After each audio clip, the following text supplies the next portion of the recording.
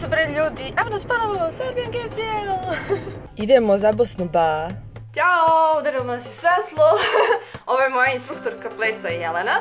I sada smo stigli u etno selo Čardaci. Sad ću vam pokazati neke scene iz etno sela. I ovdje je preslatko, a pokazat ću vam još svašta šta ima ovdje.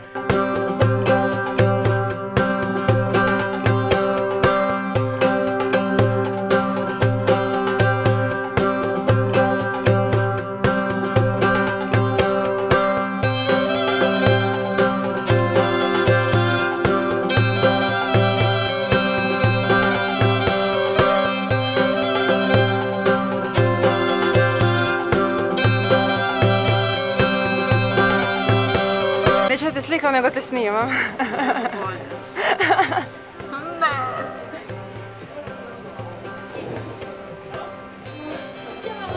Mađite. Ovdje niko ništa ne gleda. Hello! Izađi na televizor. Ne, snimam, ja sam paparaco.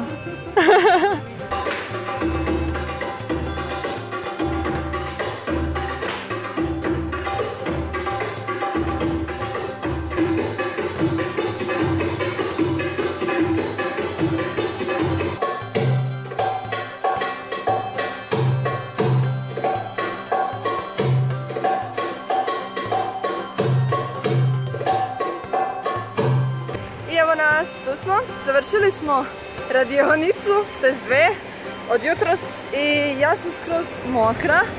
Sada idemo da ručkamo i idemo na bazen, vidjet ćete kako je tamo, ovdje je preslatko skroz.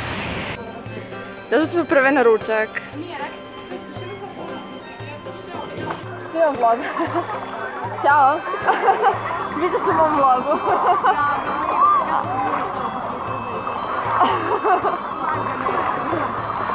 Evo nas na bazenu, sada malo odmaramo posle 2 radionice za danas, naručkali smo se i imamo još jedno, a posle ide gala veče i nastupi, pa ćete da vidite i kako to izgleda sa neke druge strane i vidjet ćete kako je sve ono šljokićavo i preslatko. Idem ja da uživam u vodi, oj!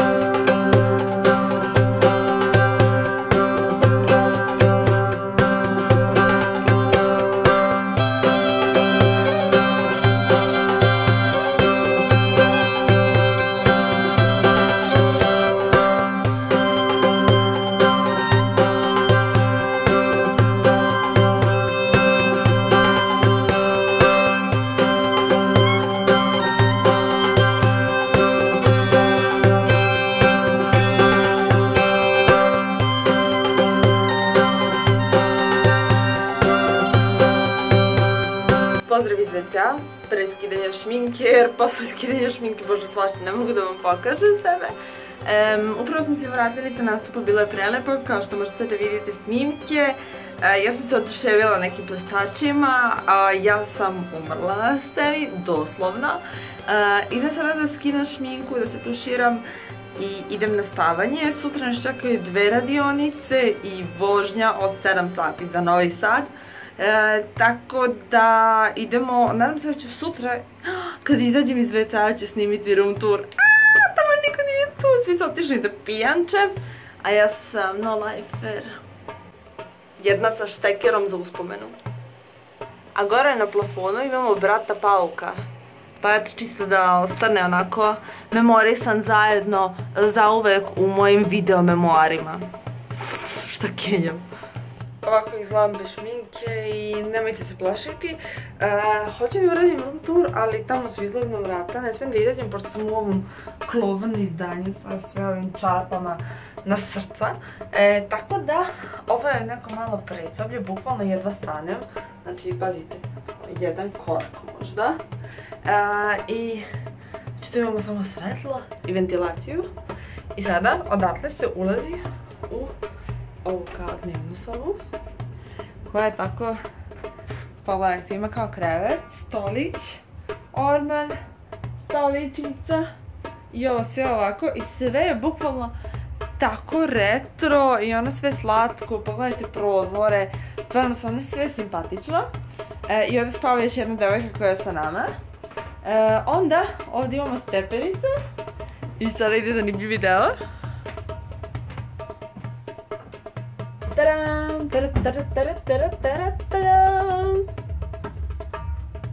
Ovo je moj Jelenin džumpus, bukvalno, doslovno. Znači, ovo je naš džumpus. Ovako izgleda naša sobica, to je taj deo gdje mi spavamo, nas dve. Ovdje su naše stvari koje smo stavili da se suše, pošto smo imali danas 3 treninga i išli smo i na bazen i imali smo nastup i sve tako mokro, više nemamo gdje da stavljamo stvari. Znači, bukvalno ono, užas. 9. vrh. Znači,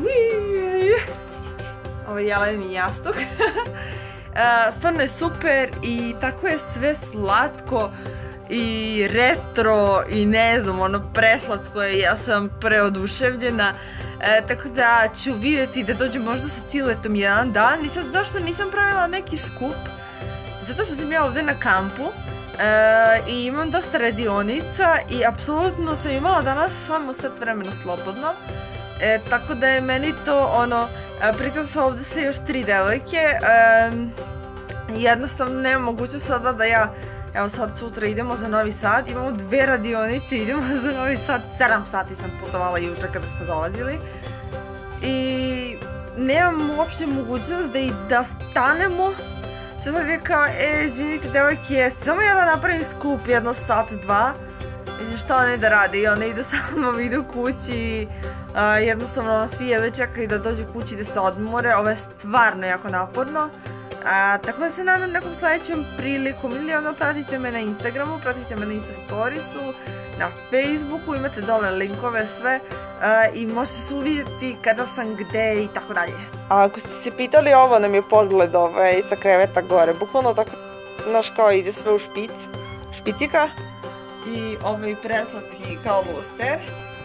Možete me da ustanem pa ću ga ovako fokusirati. Baš skoro sladak. I ono sve simpa. Ovo su mali prozorčići, bukvalno prozori veličine moje šake, ono. Moja šaka je veća. I dole stepenice.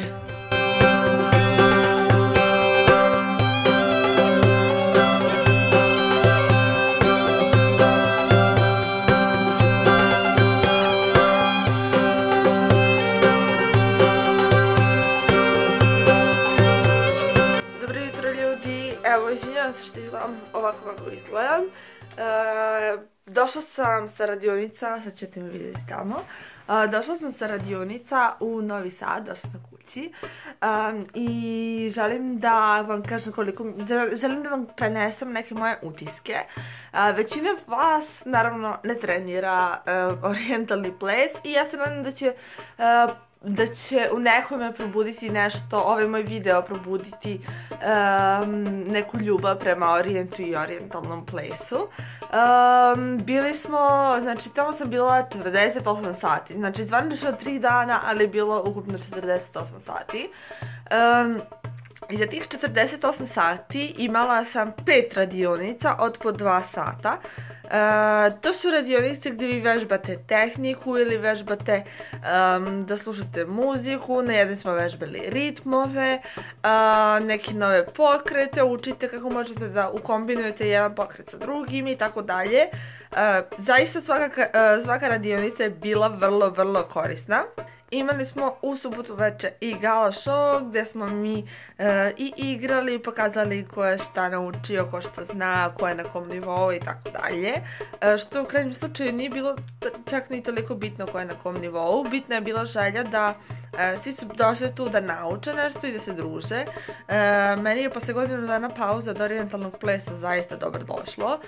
Naučila sam neke fore i svaka radionica mi je bila baš jako korisna, osim sa velom, to ništa nisam pohvatala, znači bukvalno ništa nisam pohvatala, jako sam loša sa velom, ali naravno sve se da navežbati, tako da poenta ovog videa jeste zapravo da vi vidite koliko je teško, to nije samo tresi i sad ti treseš tu nešto i ne znam nija šta, to je zaista, ovaj ples jeste zaista jedna vrsta umetnosti kao i bilo koji drugi ples, mada u odnosu na neke plesove, orijentalni ples nema ono kao imaš te pokrete i radiš samo te pokrete i kao ne znam, samba, rumba ili ko već pomenuo, znači kao imaš tako samo pokrete i radiš samo to, dok je kod orijentalnog možeš da bukvalno uradiš sve što misliš da ti u tom trenutku dobro dolazi i jednostavno povezuješ se sa muzikom i prenosiš energiju, tako da meni se eto kao orijentalni ples mi se jako dopada, jer je nekako najviše legao meni, ja sam dosta plesova trenirala i nijedan mi se nije svidao kao orijentalni. Tako da, to bi bilo to. Ukoliko vam se dopada ovaj video, obavezno lajkujte. Ukoliko želite još ovakvih klipova, slobodno i pišite. Ukoliko budem išla na neke radionice ili sa nekih treninga možda. Želela sam jednostavno ovim vlogom da vam prenesem da je to jako lepo, da je to druženje, da je to, ne znam, da je to interesantno, a da je u isto vrijeme jako naporno i iziskuje mnogo vremena, mnogo novca, nažalost. Zašto? Zato što kod nas nije toliko prihvaćeno, pa onda vam je za kostime, za treninge, za radionice, sve to iziskuje mnogo novca i ukoliko niste profesionalac i ne zarađujete od ovoga, kao što ne radim ja, jednostavno ne možete da priuštite kao sebi baš sve radionice, a opet su vam radionice potrebne da biste mogli da zarađujete od ovog plesa, tako da eto, to bi bilo to. Ukoliko vas zanima, mogu napraviti još neki video na ovu temu, pišite mi u komentarima i mi se vidimo u nekom sljedećem klipu. Bye! Nije sve došlo preko noći, ako vidiš samo sjaj, ako se trudiš sve će to doći, ovaj YouTube raj. Nasmeši se i uradi sve što ti srce poželi.